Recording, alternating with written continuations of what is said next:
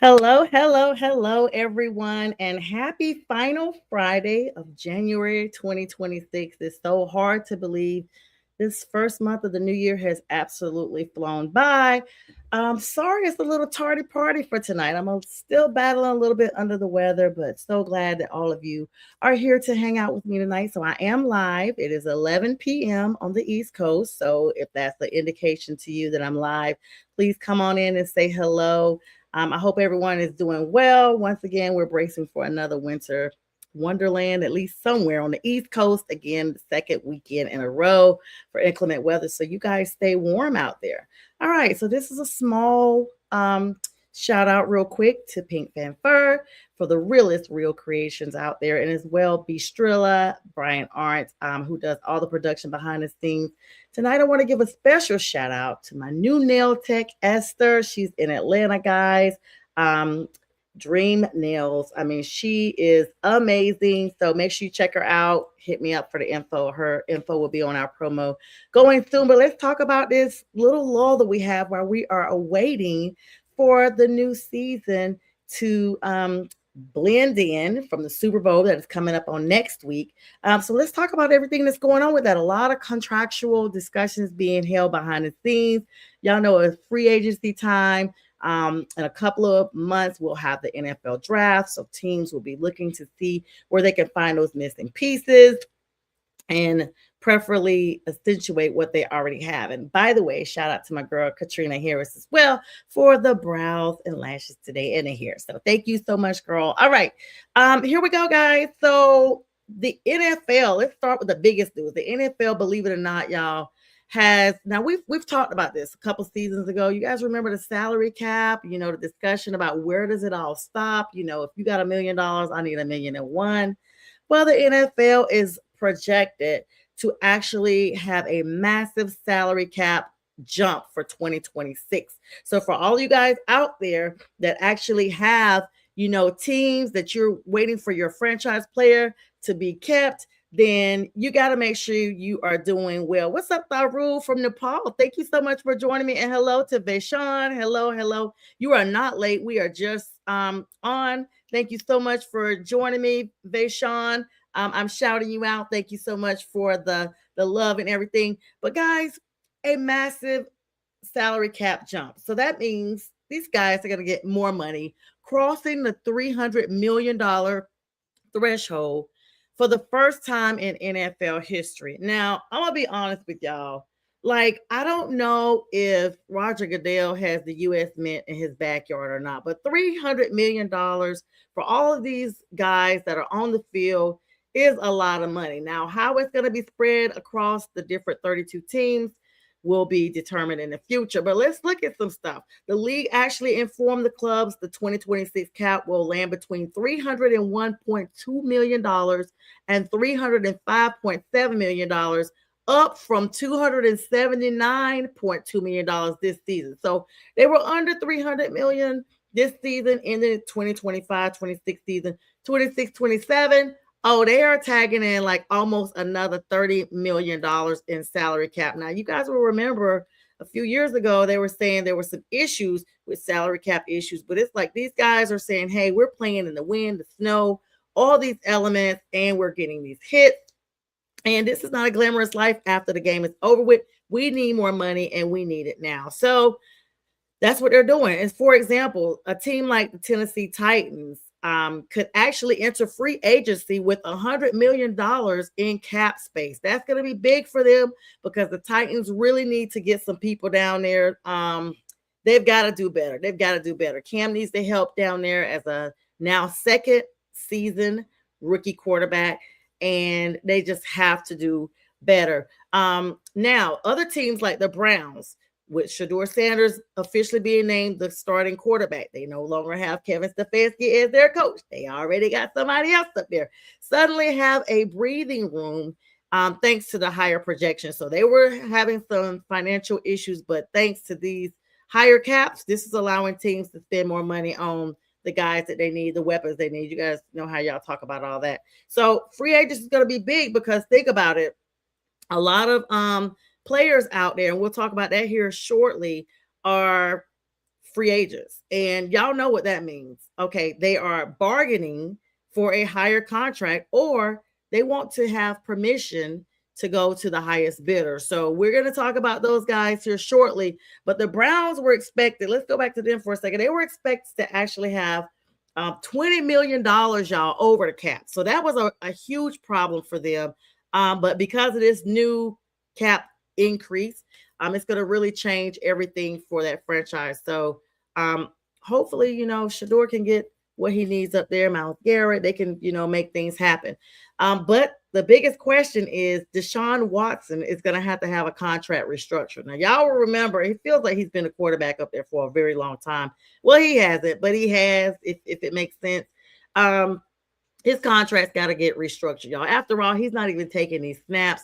There was a contractual obligation a couple of seasons ago that some of the leagues were coming up with saying, hey, if you're not taking these snaps, we're not paying you. But some kind of way Deshaun had in his contract, he's still collecting money. And when's the last time you guys seen him in a uniform? I'm just saying. So because of that, his contract is going to be restructured. And not only that, this is 2 off seasons in a row that he has not been a starting quarterback or played. So that's going to swing that $20 million with this restructure to $10 million because they're going to get $10 million from Deshaun's contract as well to go into the free agency to get some actual help up there in Cleveland. Now, the Detroit Lions, they have a league-wide cap limit. Let's talk about their impact as a fact. They were projected to be $8.26 million over the midpoint of the new cap range. So this $305 million, they're already projected to be $8 million over that. So Detroit is like, that's not even enough money for us.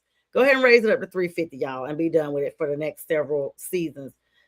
But think about it. This is going to force them and other teams actually, to enter in some contractual decisions on extensions and restructures of some of these highest paid guys that they already have on the field. So if you look at it, it only makes sense because I'm gonna be honest, y'all. If y'all not winning, are you really in a position to ask for more money? And this is where it gets really dirty. It gets really nasty. Everybody's like, hey, we may not be winning, but look at my individual stats. And I personally deserve this increase. So if it doesn't happen, you guys know what's next. You're going to hear about trades. You're going to hear about free agency and franchise tags and all that stuff. All right, let's talk about this Super Bowl coming up. And this is like, okay, a very detailed segment on this. So you guys already know, if you were watching the other day on my Wednesday show, I came on, I talked about the fact that Drake May has possibly been playing with this injury, but of course he's going to play. You guys know it's like technically week, 25 for them? Like, I don't know, like 4 more weeks. In addition, week 22 at least that they've been playing, notwithstanding the bye that they had.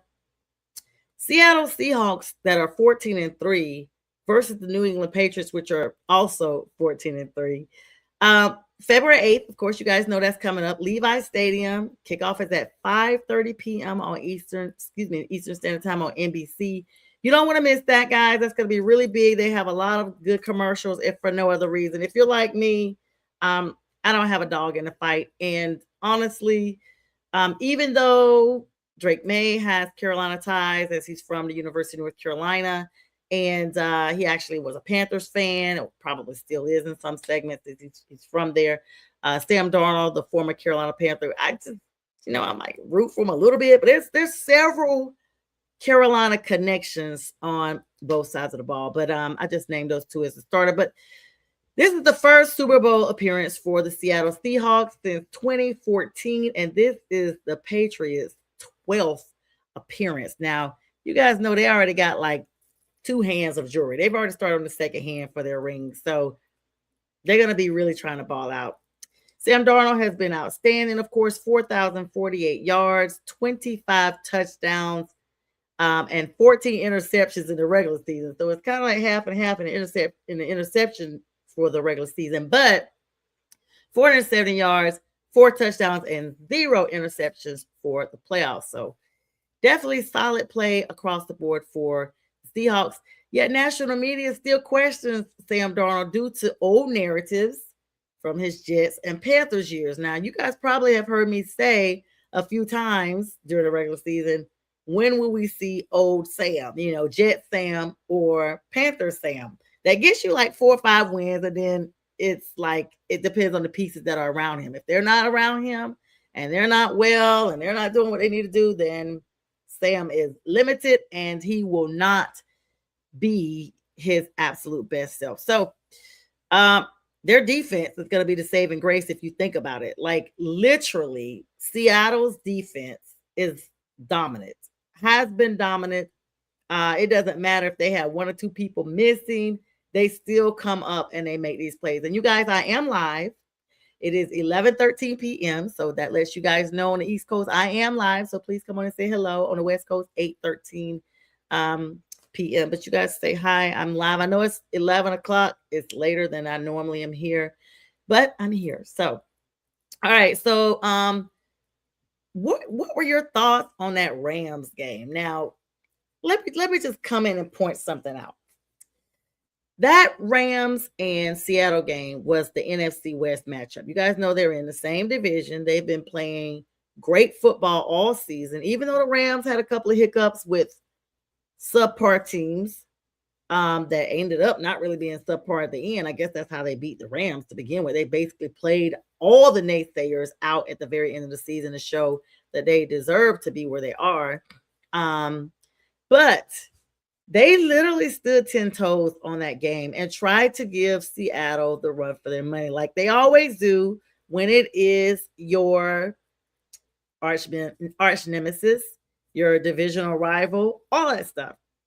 So if you look at it like that, 31-27, like the Rams always had the 30s for the entire playoff session. Matter of fact, same score when my Panthers were playing them, the 30s. Now, because Seattle's defense has been so dominant, they were able to outlast the Rams in the NFC Championship. But what I really want to talk about the most is Davante Adams, y'all. Initially, I really did not feel bad for the Rams having been tossed up out of the playoffs. You guys know why. I'm Petty Betty. You beat my team, you'll lose later, and I'll be here waiting for you on the couch. Well, in this instance, I saw a clip, and it came full circle for me to actually feel a little empathy for my fellow man. And it came in the clip from Davante Adams. I did not realize, guys, he has been to the playoffs 5 times. 5 times and no brass for it. Now, when they spoke with him after the game, he could barely speak. He was visibly choked up. In fact, a lot of those guys have been kind of quiet on social media, with the exception, they're like still in disbelief. They literally thought that they could upend their NFC West nemesis, the Seattle Seahawks. So I guess I posed the question, like, who does Davante need to be with to get there? Will the Rams be back next season? I mean, they have a lot of solid pieces on both sides of the ball. But we saw Sean McVay hot in 2018 when they went to the Super Bowl. But we haven't seen that Sean McVay in a long time. He's got a lot of starters that are in their second year, getting ready to go into their third year. Maybe 3 times is a charm. But I do believe if Seattle keeps everybody in the place where they have them now, they will be back again, and they will be something to contend with going forward. So I don't know. They asked Davante, would he be coming back with the Rams? He's just like, hey, and even Matt Stafford, they were like talking to him, and he was basically like, I'm not going to answer certain questions. Like, we're emotional right now. We don't want to answer these questions. So yeah, told the reporters next and everything. So we'll see, how that goes. Now, on the other side of this Super Bowl, you have the New England Patriots. Of course, I told you guys starting out that Drake May has been dealing with some right shoulder. I'm going to be specific. Right shoulder injury. He's been limited. You guys saw the game that he just played in against the against the Broncos, and he was sacked very hard and landed on that right shoulder. I can't even imagine being an athlete with my throwing arm having an injury. I actually had reconstructive surgery on my right shoulder, and I can't imagine the injury that he's dealing with and enduring, and having to actually be formidable and to continue to carry that team despite any elements and despite whatever else is going on. So he did miss practice, guys. He missed today's practice, and he also did not practice on Wednesday. Now, in addition, this is what's crazy, guys. Now, Wednesday, they said it was precautionary that he was being held out of practice. That's what the word was Wednesday from Mike Vrabel. Today, he's listed as now having an illness. This is according to Yahoo Sports. He has an illness on top of having that right shoulder injury. And he's now listed questionable for the Super Bowl. Now, that's big. Because if Drake May is not your quarterback in this Super Bowl, I do believe your Super Bowl could turn ugly really quick. The advantage that Seattle has is this game is in San Francisco, so it's still on the West Coast. It's a familiar territory for Seattle. They go to this stadium twice a season. This is almost like a home game for them, even though it's the 49ers turf. Sam and them are comfortable there. It's the equivalent of your team playing their Super Bowl in your divisional rival's stadium. You're basically at home. You're very comfortable there. You've been there. You may play at your home once, but you at least go to them one other time. So you have been there several seasons. It's nothing. For the Patriots, they are still on the West Coast, I'm assuming. I'm believing they said they stayed there the entire 2 weeks because they actually arrived one day before the Denver game, go figure. But they pulled it off. But they are basically heading from Denver down to California. And so they are there. They are prepping, but they are in unfamiliar territory. How often does the Patriots play in San Francisco? We don't even play those teams. Certain NFC teams, the way the schedules are posed and trajected, it's like every couple of years, it's an algorithm, or every 4 years. You do not hear of the Patriots on a regular basis playing on the West Coast, specifically in Santa Clara. So, y'all, if Drake May is ill, first of all, I hope he feels better. It did say he missed practice today, and he is listed as questionable, even though Mike Vrabel came out and said he's still not worried about his throwing shoulder. I don't know, guys. As I always say, the verdict is still out. We'll talk about that a little bit later next week, right before the game, because some of the things you have to keep an eye on as the time gets closer. If you think about it, this is a rematch of Super Bowl 49 between both of the teams. The Malcolm Butler goal line interception game. Patriots are seeking their 7th title, which would break their tie with the Steelers. You guys know the Steelers have 6. Cowboys and the 49ers have 5, so they're on a quest for 6. So this is big for the Patriots, and it's even bigger that your first-year coach, Mike Vrabel, former Tennessee Titan coach, gets it done in his first year with this team is nothing but astounding, and I definitely feel that he is coach of the year. Of course, all those accolades will be handed out a little bit later on. But I mean, if you think about the fact that this is like a chess match and the psychological weight of the rematch, like the fact to know that they are basically doing a rematch of Super Bowl 49, which was 11 years ago, and to know that the players are different, of course, but the game is the same, is going to be incredibly interesting to see who's available, to see how they play, and to see, if everybody's really up for the task. And it's going to be big because I'm going to tell you without a doubt, if Mike Vrabel goes in and wins this Super Bowl, he is hands down not only the best coach of the season, he's going to be getting so many other accolades. And this is a testament to just how well of a coach and how thorough of a coach Mike Vrabel really is, and the fact that he just really needed the pieces around him to solidify the victories with his teams. All right. There's a lot of movement with coaching this week. I know we talked a little bit about it on Wednesday, but allow me to talk to some of you guys who may be on tonight that were not on my Wednesday show. Feel free to go back at any point on my YouTube and all the socials and just scroll down and find a previous episode and watch it from there. It's just a lot of movement, guys. The Bills actually promoted their offensive coordinator, Joe Brady, to head coach. After interviewing all these people, having people's hopes up, they literally felt like all alone, I guess, that they already had their person. So you're like, okay, I guess, it's the rooming rule. You gotta actually interview your applicants, or at least narrow down a list of applicants and interview some of them. So they ended up promoting Joe Brady as head coach. Kudos to him. The Browns, who I told you guys earlier, got rid of. Well, I don't want to say got rid of. No, they did. Kevin Stefanski. They hired Todd Monken as their head coach. And the Raiders and Cardinals still do not have their head coaches, guys. So Pete Carroll's position has not been filled, and Glennon's position has not been filled. They are now in the process of interviewing the assistants for the Rams and the Broncos. Now that they're home, their coaches can now be interviewed for these vacancies.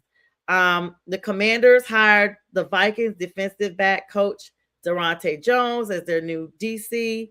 And Mike Kafka is going to join the Lions as a high-ranking offensive assistant. Now, I don't know if you guys have been paying attention to the Lions. Their roar has been dull last season. They barely finished 500. And I tell you guys all the time, if you get rid of your OC and your DC, or they leave, what have you, if there's any separation that you're no longer part of that, at some point it's going to be very obvious. And it was very obvious that the Lions would at some point show us that they were basically going back into hibernation, and we saw it. So hopefully Mike Kafka can really bring some good offense there. He's high ranking, like I said. And even though it really is a moot issue because the Bills already promoted Joe Brady to the head coach, Philip Rivers just does not want to stay home with those kids, y'all. All right, y'all know you saw him tossing balls around for the Colts. He came back. He's been out of the league. This month would have been 5 years. And also, their benefits expire after 5 years. So he was like, let me get back out there and get my benefits renewed. So he came out, tossed a couple of balls around to some guys, had a couple of good plays. People joked about, how different he looked. But hey, he's like mid-40s. He could do that. Aaron Rodgers was no longer the oldest quarterback in the league, turning 42 in December, this past December. Now you got Philip Rivers. So Philip Rivers, they were like, thank you for your service. We are now going to release you back home with your kids and that one grandchild that you have and your wife, of course. So Philip is like, all right. Then he sees the coaching vacancies and he's like, hold on. I would love to be interviewed for the head coaching position in Buffalo because I think that I can take Sean McDermott's place. Now, mind you, some of the people that were supposedly interested in the position, like once all the stuff came out, nobody wanted to freaking work in Buffalo. Nobody wants to work up there with that. You came out and said, the owner, that you terminated Sean McDermott because your quarterback, you came in the locker room and saw your quarterback crying after the AFC championship game. Like he was going to be crying, divisional. He was going to be crying.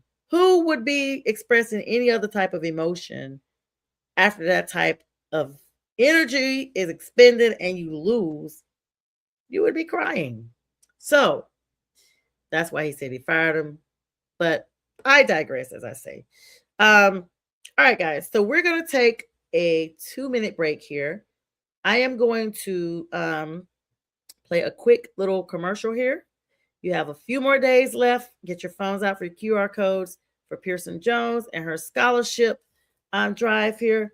And this way, you guys can actually see what she is all about and how amazing she is. And she's a senior at Southwest Guilford. Hopefully, we can get her back on soon. But here is Pearson Jones, and this is her singing It's Like That with Chuck Price. The God above made you a masterpiece. The vision is clearer, nearer. My God, to thee, learning to lean on his power. Your perspective can be sweet when circumstances are sour. I'm saying. You can see the vision clearer. Your identity is waiting, and you feel that hope is fading. Just hold on, it's gonna be alright. Trust in God, stand firm and hold tight. It's like that, yeah, yeah. It's like that, yeah, yeah. Meditation, I'm searching for a peace that's not present. I'm searching for feelings of solitude, emotions that's pleasant. Treasure, what do you deem important versus essential? We put our heart and soul in every line behind instrumentals. Coincidental? I think not. God's plan from the very beginning.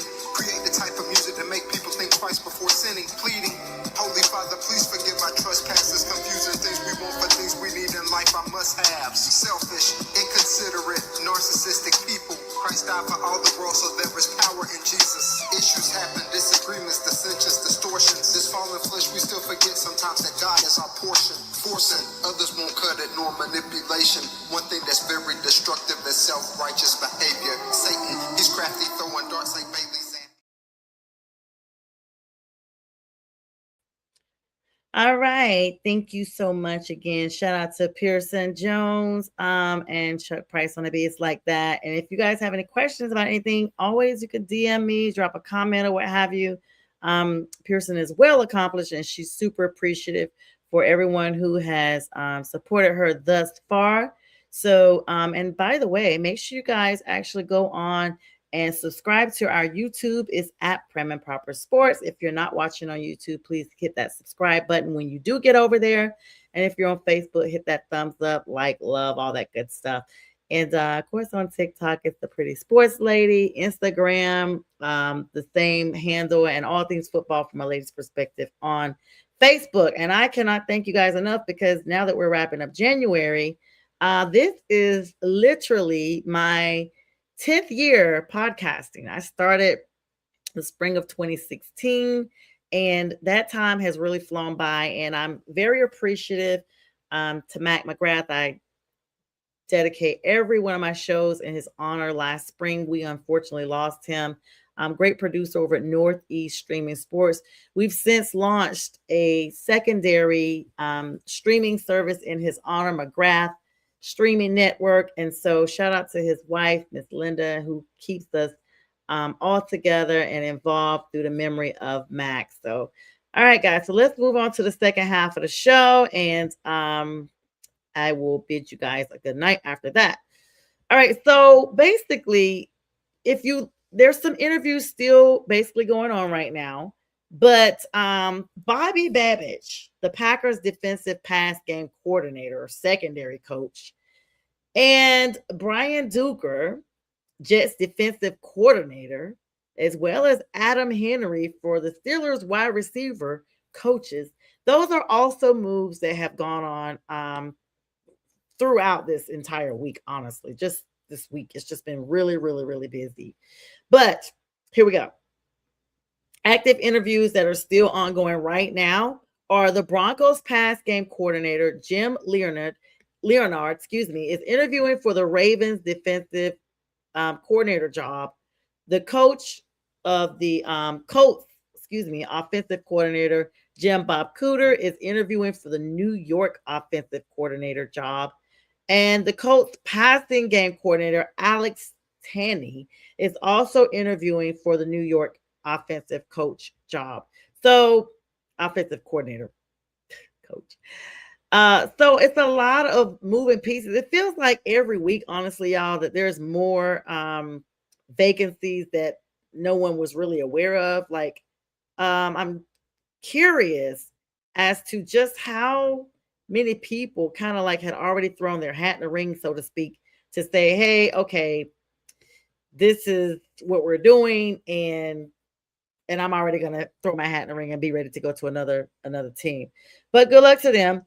All right, let's talk about some player movement and trade rumors. Now, I talked to you guys at the top of the show about free agency, about the salary cap being increased, and I told you guys, unfortunately, some teams, even with the increase of over $300 million for the first time in NFL history, it would not be beneficial to some teams. And some of those teams are a lot of star players. The first one that is the most noted above, according to CBS Sports, is none other than Tua Tagovailoa, the quarterback from the Miami Dolphins, AJ Brown from the Philadelphia Eagles, and there are several other names that have been dropped, guys, about being moved during Super Bowl week. So you don't want to take the hoopla away from Super Bowl because the NFL is never stopping. But teams like the Dolphins and the Cardinals may also absorb a lot of dead money to try to reset quarterback contracts. So even with this increase in salary cap, there's still a lot of quarterback restructuring. And when I speak of the Cardinals, I'm talking about Kyler Murray.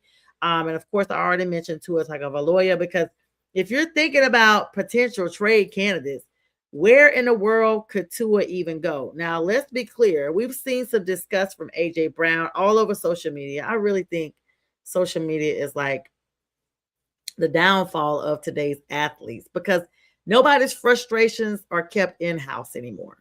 They're everywhere as if we were all there front and center. And I remember a time when Antonio Brown actually got in trouble when he was with, let me see, was it one of those California teams? Oh yeah, it was the Raiders, and it was when Jack Del Rio was there, and he basically aired out a conversation that was in their locker room, and he spoke very negative about the organization, and he was disciplined for that. But I guess, you know, a few years removed, everybody's just free, freedom of speech. They want to make sure everybody can say what they want to say. But just look at it. Now, additional notes today, the Giants have officially waived their backup quarterback, Tommy DeVito. And you guys already know that the Browns traded Kenny Pickett. So those are news you guys are already aware of. But if you look at Tua, where would Tua even go? We've seen him look like he was solid a couple of seasons ago. This season, it was an up and down, just not there. And if you're talking about a name like that, could he go somewhere else and literally ball out? We've seen it. We've seen it with Daniel Jones. Like, we've seen it. Sam Darnold is a key factor of that. So if you just think about all of that, there's got to be a place for him in the NFL. He can't be hanging up his cleats just yet. All right, guys. So this is what's crazy. Now, this goes on all the time, but now it's been spoken about again with the Seattle Seahawks making the Super Bowl. There was rumors again, y'all, about Paul Allen's estate selling the Seattle Seahawks. Now, you guys will probably remember when Pete Carroll was there, right after he was released. They basically said that Pete was released because it was in the will that the team was going to be sold. And so Pete just bowed out because he had connections to the Allen family. Well, they're denying that again, y'all. So I don't know. I don't know where these rumors keep generating, but they are resurfacing every couple of years. I'm going to say now, if they were to sell now, this would be when they really could go to the highest bidder because they are playing incredible football. So if it is a rumor, okay, but if it's not, then we'll be staying tuned so we can see just how many billions of dollars this franchise goes for. Other terminations. The Minneapolis team, the Minnesota Vikings, they fired their general manager, Kwesi Adolfo-Mensah, because they missed the playoffs. Dude, you guys have been missed the playoffs. You're just firing him. He's fired. All right. You guys remember earlier when I talked about Santa Clara? Let's talk about the 49ers for a minute. This is just sad. I don't know how to even think. I don't know if it's just players that are honoring, or upset, or if there's truly some type of imbalance or a bigger problem going on with them mentally. Brandon Ayuk, guys, when's the last time we've seen him? Well, he stopped coming to practice. He stopped suiting up. He stopped coming to games. Some of his teammates said they hadn't seen him in weeks, months, heard from him, period.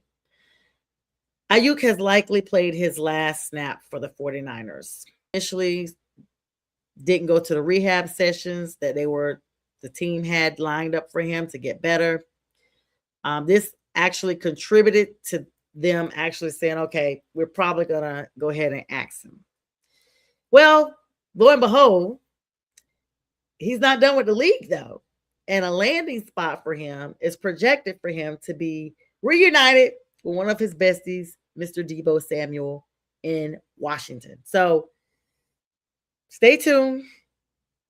We will see how that all pans out. All right. Let's see right here.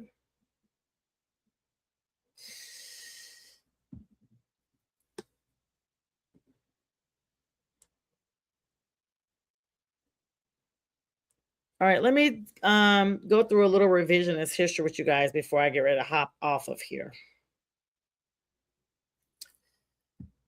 Kansas City Chiefs. This was the season this is the reason why all this stuff went down with the Bills, honestly. Everybody was like, hey, Josh Allen, you don't have Lamar Jackson in the playoffs. You don't have Patrick Mahomes. You've got to win this year. Like, this is your opportunity. So my first statement is the window closing or has closed for Josh Allen?